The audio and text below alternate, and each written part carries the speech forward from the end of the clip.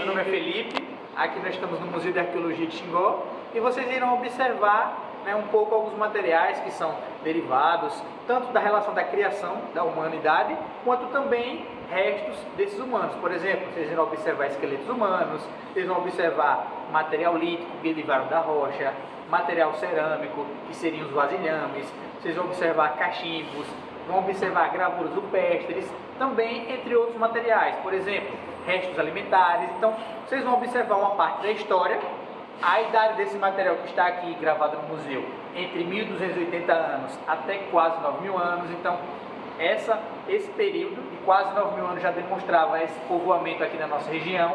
Os primeiros indivíduos que chegaram aqui na sua região já são datados de quase 9.000 anos.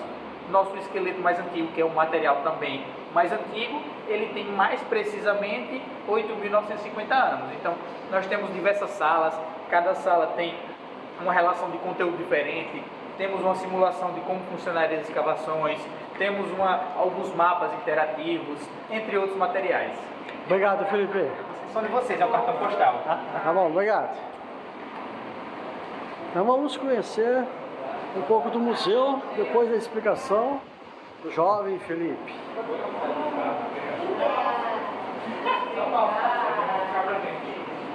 Escavações. Be careful with the things.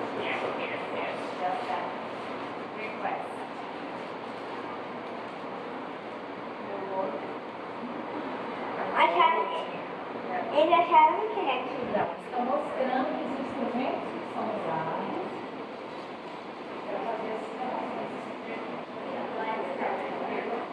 They begin to study archaeology here with the building of hydroelectric.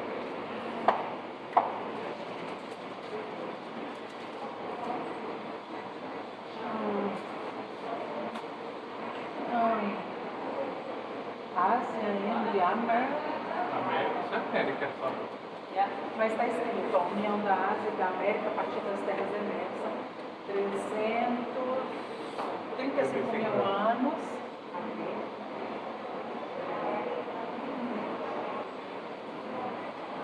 All of the places where they found the things, right?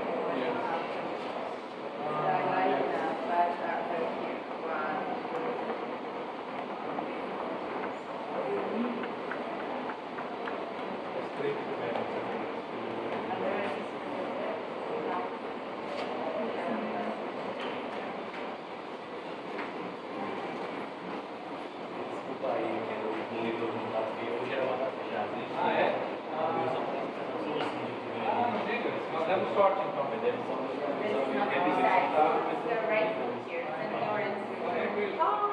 But it's not very good. It's much narrower. Pode mexer? Pode.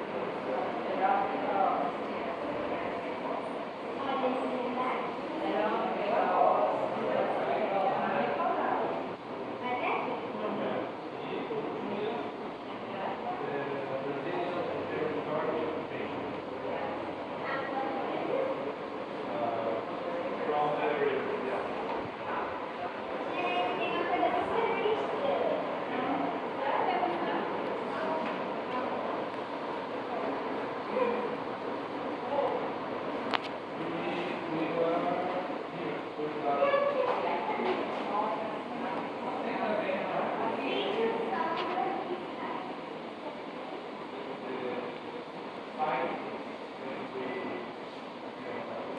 research archaeology.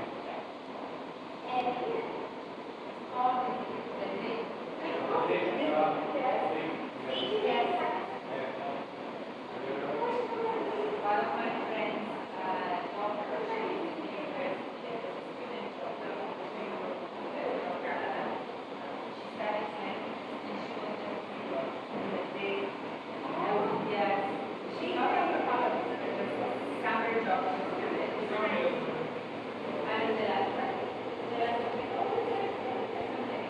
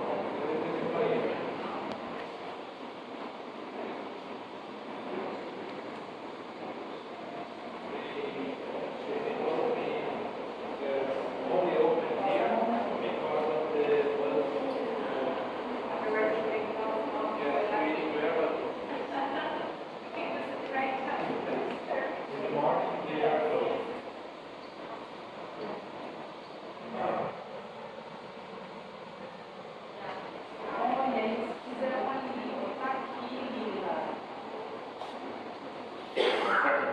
Ó, é pra você levar. Tá aqui.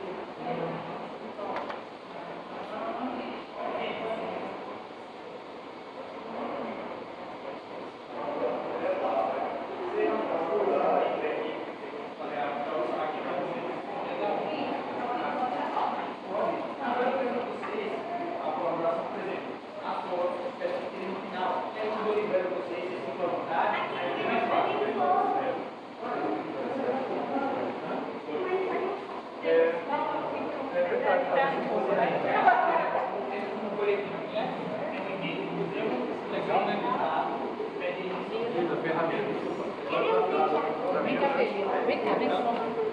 Mas você vai ver.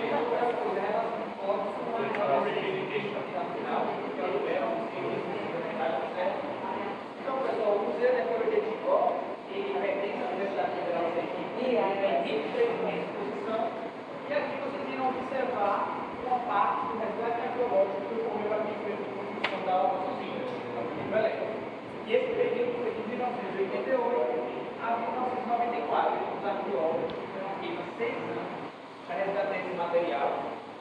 No mundo total, o material que foi resgatado foi aproximadamente 50 milhares de toneladas. Só que aqui na exposição do museu, vocês só irão observar 2 a 3% dos materiais do presente. Aqueles que eu estou aqui uma pequena palma. Entre os materiais que vocês irão observar, o material líquido, material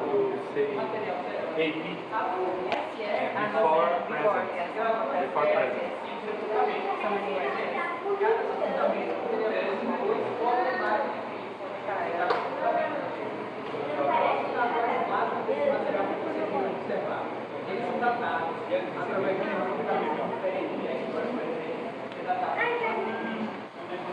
para a arqueologia é o período do carro voador, que foi o ano de 1950. Então, por exemplo, um material bem mais recente encontrado em 1950 até 1950. Eu vi um lugar em Aracaju que tem. Tinha Natal. Na nossa casa. Mas Tem aquela de barro, mas né? é, mano. Tá sem onde? No, no, before present.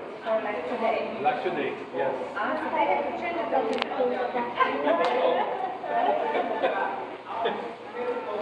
Because they are so precisely 530. Well, how do you know?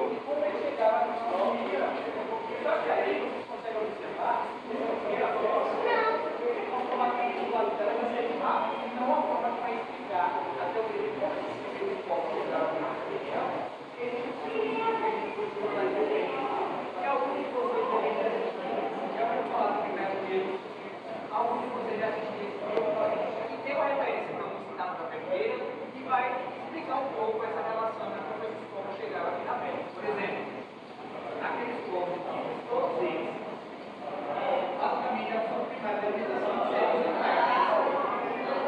Possivelmente, uma dessas primeiras os animais em outros locais, justamente porque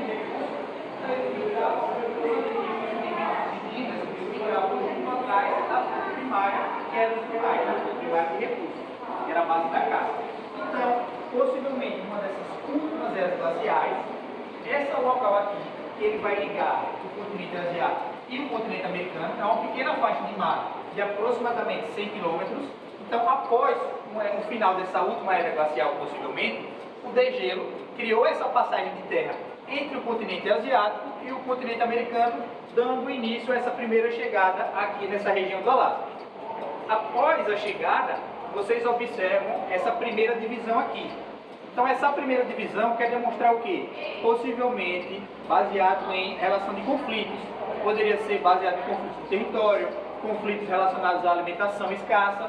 Então aqui, após essa primeira divisão, uma parte veio pelo centro das Américas, a outra parte veio pelo litoral. Essa parte aqui em vermelho que vocês irão observar que eu vou ligando, são sítios arqueológicos importantes que foram encontrados ao decorrer das Américas. Aqui está numerado esses sítios arqueológicos. Todos eles foram encontrados evidências dessa passagem desses povos. Por exemplo, aqui próximo à região do México, foram encontrados materiais de aproximadamente 25 mil anos, 30 mil anos. Aqui próximo à Amazônia, 20 mil anos, 15 mil anos. Aqui na nossa região do Justino, que é onde se encontra esse sítio arqueológico, de aproximadamente 9 mil anos. Então aqui vai demonstrar um pouco dessa rota. Agora voltando sobre os sítios arqueológicos em específico aqui da nossa região. Foram mais de 30 sítios escavados. Dentre esses 30 sítios, tiveram alguns que se destacaram mais, tanto pela quantidade de material achado, quanto a importância. Por exemplo, o sítio Justino, que é como está aqui, ele foi o sítio mais importante, e nesse único sítio foi encontrado 163 sepultamentos, ou seja, vários esqueletos humanos encontrados. E o nosso segundo sítio mais importante é o sítio São José II, ele fica na parte de Alagoas. Nele foi encontrado 27 esqueletos humanos, ou seja, uma boa parte da história estava apenas em 2 sítios, ou seja, os outros sítios ou não tiveram tempo hábil suficiente para continuar as escavações, ou não tinha material suficiente para dar continuidade. Então esses seriam os sítios mais importantes. Relacionado a fazer uma diferenciação entre os sítios de escavação, que todos eles, ou quase todos eles, ficavam às margens do rio. Então por isso, com o preenchimento do lago, hoje em dia eles se encontram submersos a 60, 70 metros de profundidade, então não tem como dar continuidade a essas escavações. Só que em contrapartida, nós temos esse segundo mapa aqui, pode vir mais para cá, eu vou apresentar o segundo mapa aqui. Pode deixar aí. Esse segundo mapa aqui, pessoal, ele vai demonstrar essa relação de divisão da área do Xingó. Por exemplo, essa área do Xingó, ela comporta uma parte de Alagoas, uma parte de Sergipe e uma pequena parte da Bahia. Esses sítios aqui, que estão piscando aqui, que eu desliguei o outro, são sítios de escavação, então vocês conseguem observar que todos eles se encontram às margens do rio, e isso vai explicar o porquê não tem como dar continuidade às escavações. Já aqui, seriam os sítios arqueológicos de pinturas e gravuras, que são de registros rupestres. Então esses sítios aqui, todos eles, ou quase todos eles, ainda se encontram preservados. Com certeza na região de vocês tem sítios arqueológicos também, não é isso? De registros rupestres. Aqui nós temos alguns também. Em contrapartida, aqui no museu, vocês só irão observar um único exemplo de gravura rupestre, justamente porque foi um material que não precisou ser resgatado em grande quantidade, porque ele não era encontrado no local de vivência desses povos, e sim mais afastado, nos platores, nas regiões mais altas, seja semicavernas, os paredões aqui da nossa região, tá certo? Então é basicamente isso, aqui demonstra essa relação de divisão. Vamos aqui para as pinturas. Podem me acompanhar, por favor.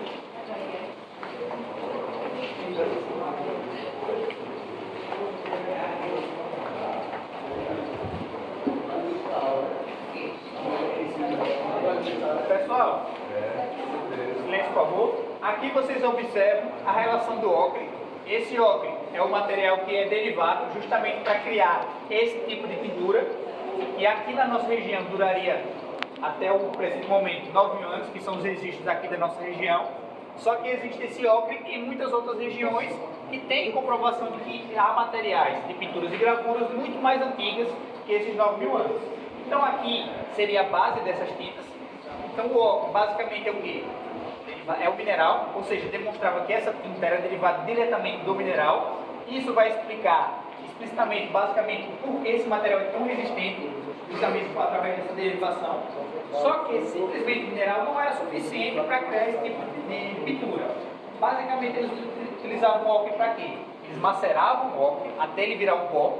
Após esse ocre ter virado um pó, eles utilizavam o resto alimentar, ou seja, a gordura que sobrava dos restos alimentares, eles misturavam com esse ocre. Então, justamente através dessa mistura entre o mineral, a derivação do mineral, que seria o pó, juntamente com a gordura animal, dava esse tipo de consistência desse material e demonstra e vai explicar o porquê esse material é tão duradouro, tá certo? Vamos aqui para a gravura. Pessoal, eu vou fazer algumas perguntas a vocês, no final eu complemento respondendo as perguntas de vocês. Aqui seria a única exceção que foi resgatada naquele período. Vocês conseguem observar, elas foram retiradas e colocadas nesse bloco de cimento. Então aqui, mesmo assim, ele está um pouco apagado. Então os arqueólogos criaram esse painel para reproduzir essas gravuras. Então aqui, basicamente, eu vou fazer algumas perguntas. Eu quero que vocês interajam um pouco. Pessoal, o que vocês observam, o que vocês conseguem identificar com essa gravura aqui? Alguém consegue identificar algo diferente além do arco e flecha? Uma cabana? Um arco e flecha, uma cabana. Alguém consegue identificar algo além desses dois? Como? Então, pessoal, vamos deixar esses dois exemplos que vocês utilizaram guardadinhos, já eu volto para eles. E esse aqui, pessoal, o que vocês conseguem identificar? Um peixe que poderia ser também uma ponta de lança, não poderia? Vamos deixar esses dois exemplos e aí eu vou chegar mais à frente. Só mais uma pergunta e depois eu volto respondendo. O que vocês conseguem identificar com essa espiral? Poderia ser o sol, o alvo, poderia ser os redemoinhos que a gente encontra aqui no Rio, não poderia? Com reprodução. Poderia ser também aqueles circulares do caracol, não poderia? Então tudo isso faz jus a esse tipo de desenho. Agora eu vou voltar ao inicial. Ó, pessoal, tem uma notícia boa e uma notícia ruim. A notícia ruim é que nenhum estão certos.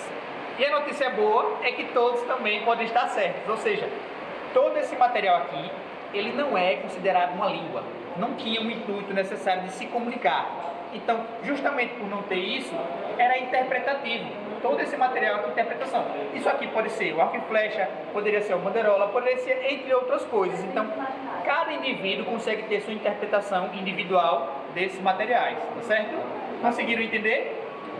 Então vamos aqui para o material lítico. Então, pessoal, aqui vocês observam essas plaquinhas, elas estão demonstrando a relação do sítio que foi encontrado, da idade desse material. Então, o que vai diferenciar de uma pedra, de uma rocha comum que a gente encontra aqui, fora do museu, é basicamente a relação de como identificar através do carbono 14. Aquele artista ali que está naquela plaquinha ali fora desse painel, ele reproduziu esse quadro justamente para demonstrar cada uso desses materiais, dessas ferramentas. Então aqui vai demonstrar os tipos de luzes que eram utilizados. Aqui vocês observam a relação dos pilões. Por exemplo, o óleo poderia ser utilizado esse pilão para macerar aquele óleo que é utilizado nas tinturas. Então tudo isso além do complemento. Por exemplo, pequenas frutas, até raiz eles poderiam utilizar o pilão para fazer diversas funções aqui. Outra curiosidade, o restante do material, como eu falei a vocês, ele fica na reserva técnica. Nós temos essa reserva aqui atrás. Todo o material que vocês não estão observando aqui está preservado. Aqui, por exemplo, nós temos pilões de mais de 80 quilos que estão aqui na nossa reserva. São pilões enormes que eles foram retirados da rocha. Aqui seria a miniatura, o menorzinho que foi encontrado naquele período. Essas são as partes que vocês observam a transição do período paleolítico para o neolítico.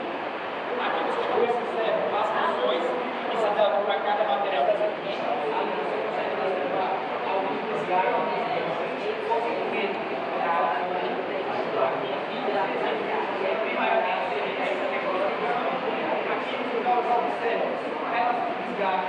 possivelmente de algum tipo de amarração. Poderia ser uma chave, passar também atualmente dessas amarrações, ou desgaste, aqui os materiais também foram usados semelhantes à aceleração do tempo. Por exemplo, os materiais da transição, eles são transição que é distinguido também. Só foi acrescentar então esses que utilizaram aquelas e só aumentaram o tempo utilizando as pedras mais bem feitas naquele interior, certo? Esse painel aqui também, pessoal, esse painel é uma dele é basicamente mostrar todos os registros, pinturas e gravuras que foram encontrados ao decorrer daquela nossa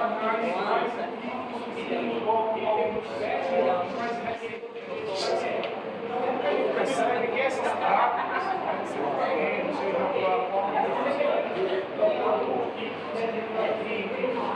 nós também, na comunidade, a permanência dessas práticas e sempre colocar o objeto.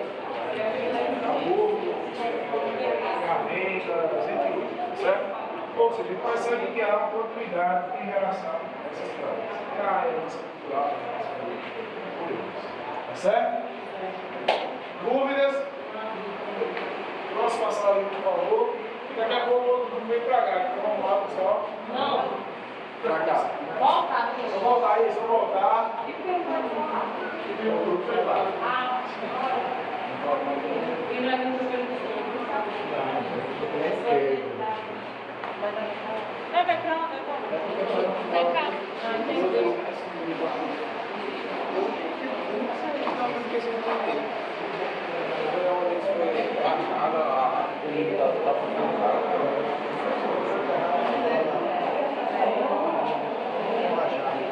Pessoal, vamos lá.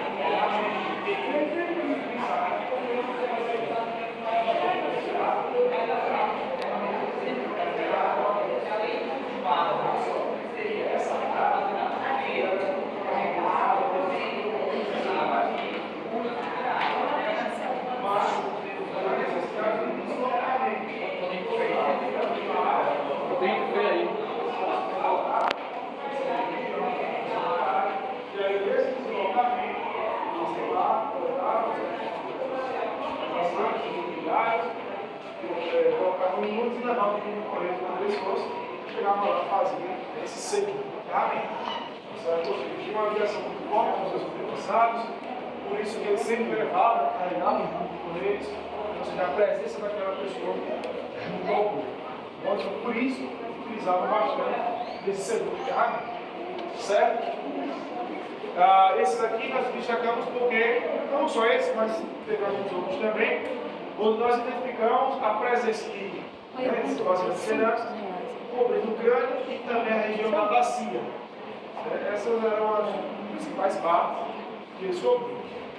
E aí, para a gente poder entender o motivo no qual eles cobriam essas partes, temos que também levar em consideração essa crença que eles tinham numa vida após a morte, certo? Ou seja, essa crença ela vai estar na base de toda e qualquer prática de sepultamento, certo? Ou seja, quando eles cobriam essas duas partes, como você tem, principalmente o crânio e a região da bacia, era uma forma que eles acreditavam de preservar uma característica do indivíduo, seja ela a preservação da memória, como também a preservação da fertilidade. E nós vamos falar isso porque em alguns dos escritos que foram encontrados assim, quando foi removido, foi retirado esses vasilhames, e ali foi encontrado um feto. Ou seja, se tratava de uma mulher grávida, já no estágio mais avançado da gravidez, nós não sabemos ainda a causa da morte dela, mas o fato é que no momento do sepultamento, eles cobriram a barriga dela como sendo uma tentativa, uma crença, né, de preservar aquela criança, de proteger aquela criança para essa passagem para uma outra vida. Portanto, eles cobriam essas partes que julgavam ser as mais importantes do indivíduo, pois a questão da preservação da reprodução, fertilidade, como também a preservação da memória daquela pessoa. Por isso que eles sempre cobriam essas duas partes. Tá certo? Mas deve mostrar para ela. Oi?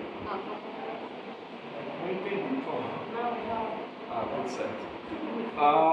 E outro detalhe é que nós temos a representação da prática do sepultamento com animais. Porque é o seguinte, vocês viram ali que eles, é muito bem comum, né, colocar os adornos e outros materiais. Quando se trata da questão do ceramista, por exemplo, o ceramista, além da posição específica para os ceramistas, eles eram também enterrados junto com objetos que identificavam aquele indivíduo como sendo um ceramista, ou seja, era colocado, né, um material de cerâmica. Nesse caso específico, seria uma representação, ou até mesmo uma forma deles identificarem ou homenagear os caçadores.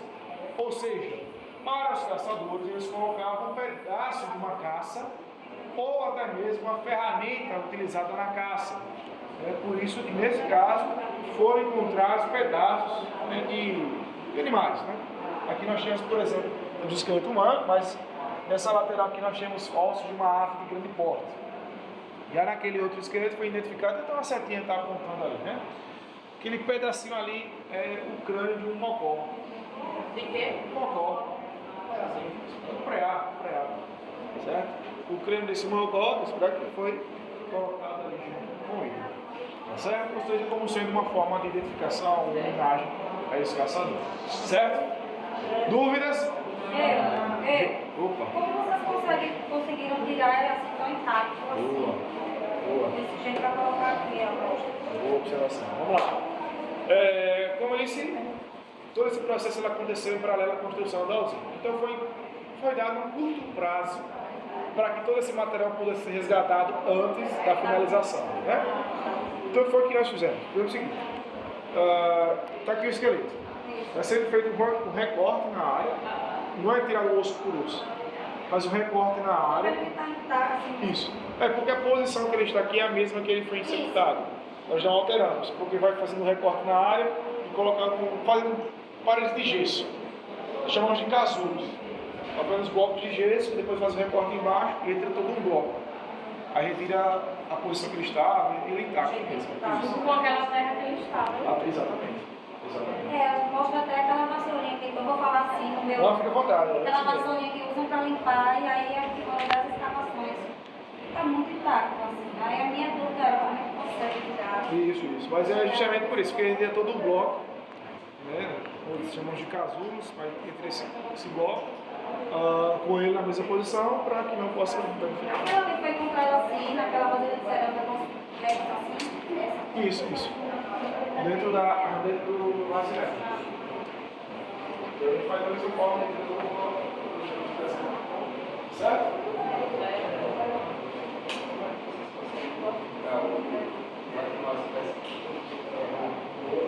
Aí a gente faz o seguinte, dentro da área da arqueologia, várias outras áreas, todas assim, trabalho,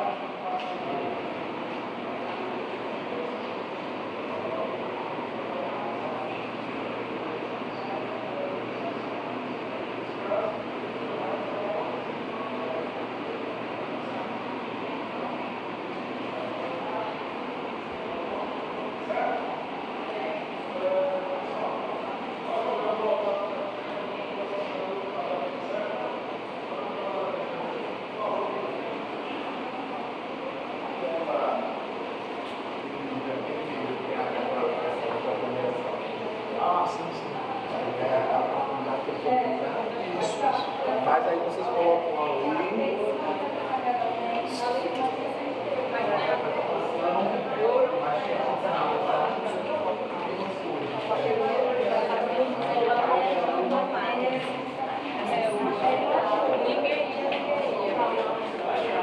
Ninguém ia, quando foi depois. Na hora todo mundo tem.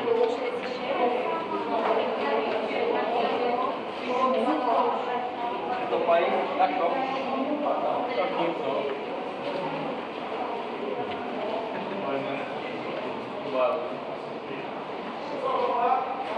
Muito bonito o museu. É uma história que tem que ser preservada. Gostou? Vamos embora. Obrigado. Bom passeio. Obrigado.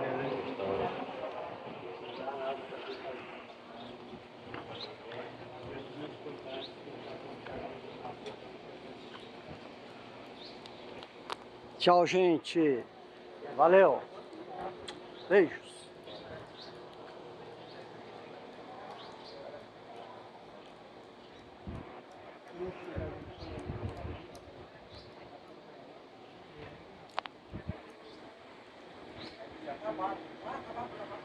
Sergipe, Brasil.